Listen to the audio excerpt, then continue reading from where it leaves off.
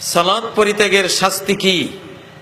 সালাত পরিত্যাগের দুনিয়ার শাস্তি 10টা, তার মধ্যে 5টা কইতেছি। আরব জাহানে আইন পাশ করা আছে যে সালাত পরিত্যাগ করলো, 1 নম্বর শাস্তি সে অমুসলিম, সে কোনো মুসলিম না। 2 নম্বর শাস্তি তার জানাজা হবে না, হারাম। 3 নম্বর শাস্তি মুসলমানের কবরস্থানে তাকে দাফন করা যাবে না, জঙ্গলে খাদাই রাখতে হবে, গর্ত করে ফেলে দিবে। 4 নম্বর শাস্তি তার জবাই করা পশু মুসলমানরা খাবে না, হারাম। 5 নম্বর শাস্তি নিজের কন্যার বিয়ে সে দিতে পারবে না, তার গার্ডিয়ানশিপ বাতিল। কথা বুঝছেন? এইটা 5টা শুনাইলাম। সৌদি আরবে এই 10টা আইন এইভাবে পাশ করা আছে। আর আখিরাতের শাস্তি 1 পয়েন্ট, মা সালাকাকুম ফি সাকর, এই জাহান্নামে কিসে ঢুকালো তোমাদেরকে?